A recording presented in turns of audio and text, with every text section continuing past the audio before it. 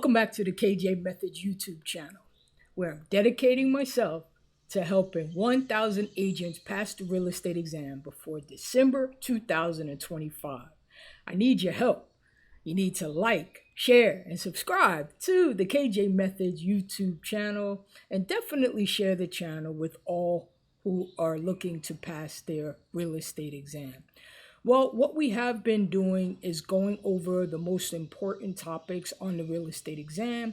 We did a contract series because I feel like that's the most important topic on the real estate exam, but closely related is agency. So today we are on part 2 of our agency test review. So let's get started. You go on a listing presentation and the homeowner tells you that he is in financial trouble and just needs to sell the property quickly. Can you take the listing? A, yes, as long as the listing reflects the market value of the property.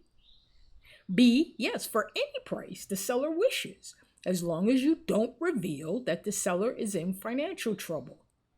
C, no, because the seller may be going into foreclosure.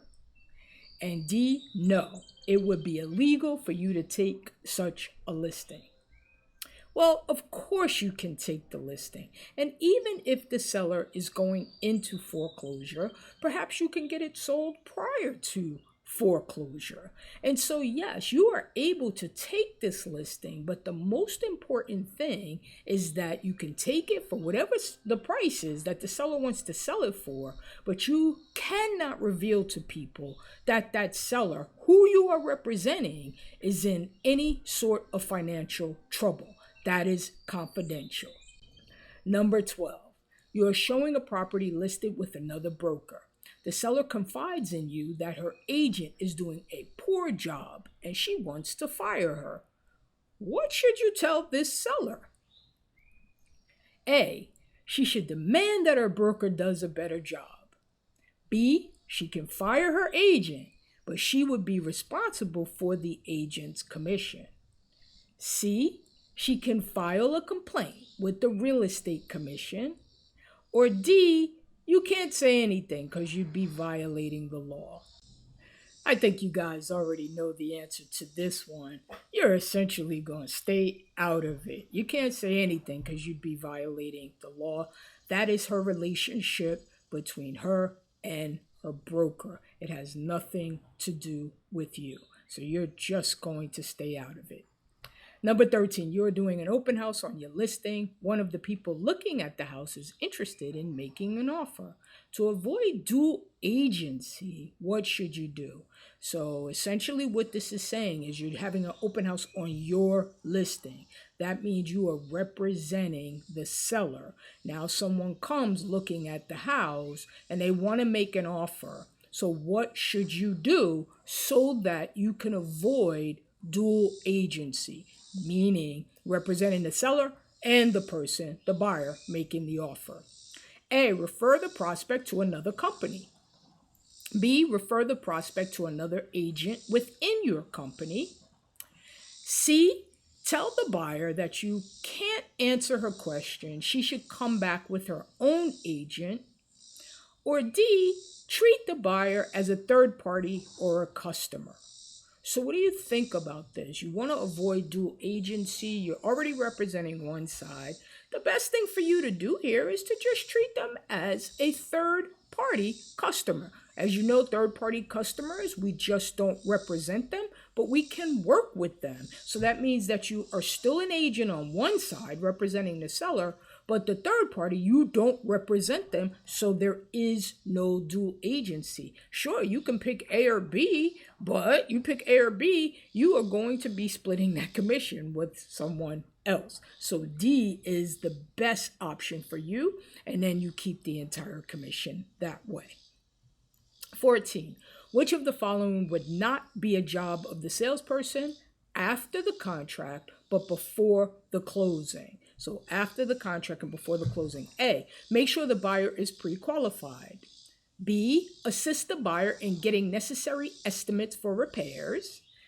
C, follow up on contract contingencies. And D, make sure all parties, including the closing attorney and lender, have a copy of the contract. So this would not be a job of the salesperson after the contract, but before the closing. And so that is pretty simple if you think about it. You're not going to make sure the buyer is pre-qualified after the contract, but before the closing. You want that buyer to be pre-approved before you even go into contract. The other things, yes, those are your jobs to help getting necessary repairs and following up on contingencies and making sure everyone has a copy of the contract. You are the facilitator of this sale. So you want to make sure it's moving forward and everybody has everything that they need. But pre-approval should happen prior to entering into a contract. Number 15, which of the following would best describe a listing agreement? Best describe a listing agreement. A, an employment agreement between a real estate broker and the listing salesperson. B, an employment agreement between a property owner and the real estate salesperson. C, an employment agreement between a property owner and the listing broker. D, the offer by the seller to sell the property at the listed price. So which one is a listing agreement? This one should be pretty easy for you. Of course, it is C. It's the employment agreement between the listing broker and the property owner. For you guys that picked A, that's wrong. It is not an agreement between a salesperson ever. The salesperson is not the agent. I say to my students, the for real agent. Who's the for real agent? The broker. So it has to be a direct connection between the broker and the seller in order for it to be a listing agreement and an appropriate agency. 16, which of the following is a requirement of an independent contractor relationship between a responsible broker and a licensee? The licensee must enter into a written agreement with the responsible broker. The licensee must not earn less than 65% of her annual income from the real estate sales commission.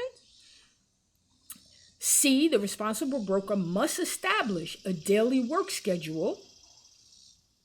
And D, the responsible broker must consider the licensee an employee for state and federal income tax purposes.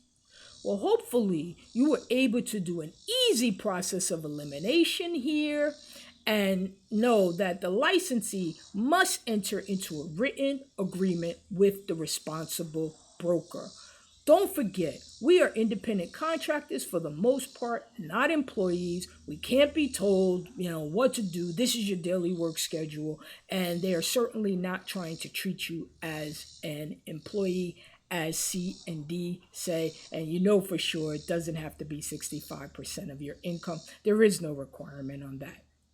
Number 17, a broker acting as an agent of a seller. A, must report all offers to the principal unless instructed otherwise. B, can agree to a change in the listing price without the principal's approval. C, may share her commission with the salesperson of another broker. D, must maintain as confidential all information the principal says not to disclose. So what say you on this one? Well, the answer here, believe it or not, is A, must report all offers to the principal unless instructed otherwise. Now let's talk about this for a second, because some of you guys probably struggled with A and D. I think that you all know that B, you cannot agree to a change without the approval, and C, you cannot share your commission with the salesperson. So a broker to broker, broker to broker, not broker to salesperson. So that's what makes B and C incorrect. But how about D? You must maintain confidential all information, the principal says. No, I have said to you before that we do not like those words all, always, all of the time, never. Okay, because it doesn't leave you any room. All right, so all means all information. And if they are asking you to keep something confidential that is illegal, then you can't keep it confidential. But what about A? Must report all offers to the principal unless instructed otherwise. Some of you guys are going to be like, no, that's not in my state. But this is a national law test. National law test. And under the national law, if your principal says to you, do not present an offer, the national law looks at it under obedience. Under obedience, you're going to listen.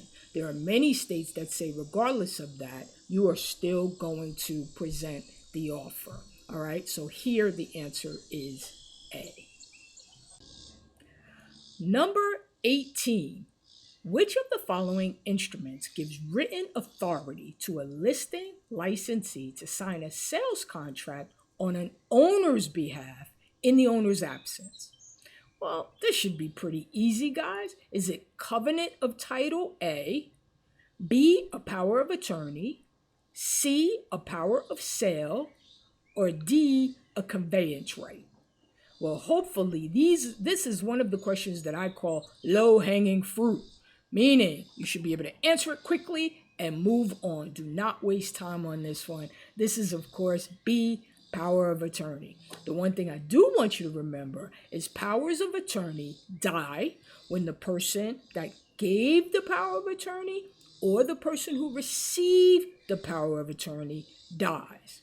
You get some of these test questions where they'll ask you about powers of attorney and they say the person didn't know that the person who gave the power of attorney had died. If you didn't know, it doesn't matter. That power of attorney extinguishes, it expires, it dies at the point in time of the death of the person giving it or the person receiving it. Number 19. What do special, general, and universal types of agencies have in common? Wow. A, they originate with the principal. B, they create ongoing work for the agent.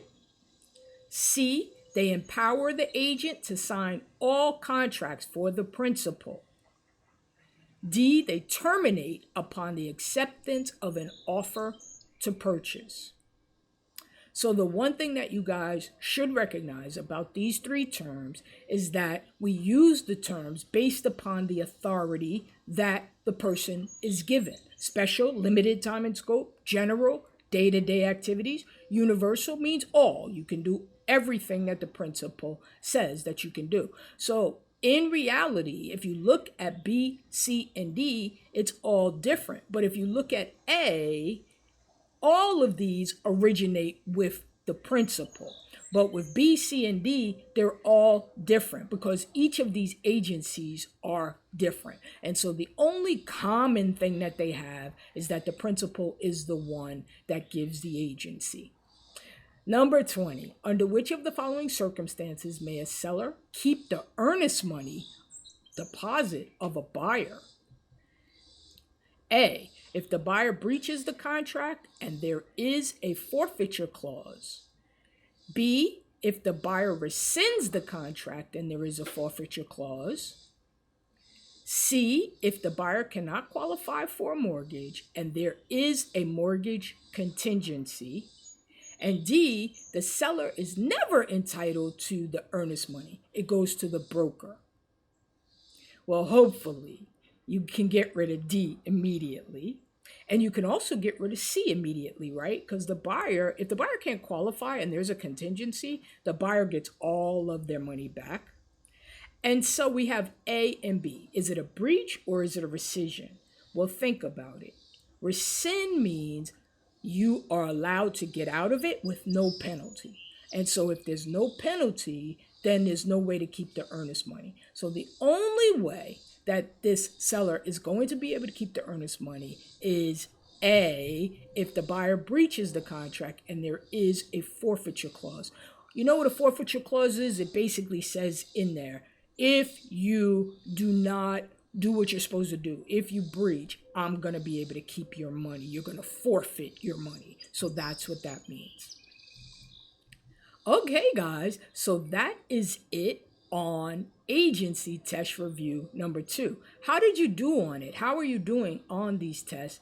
And let me know in the comments, are these tests really helping you?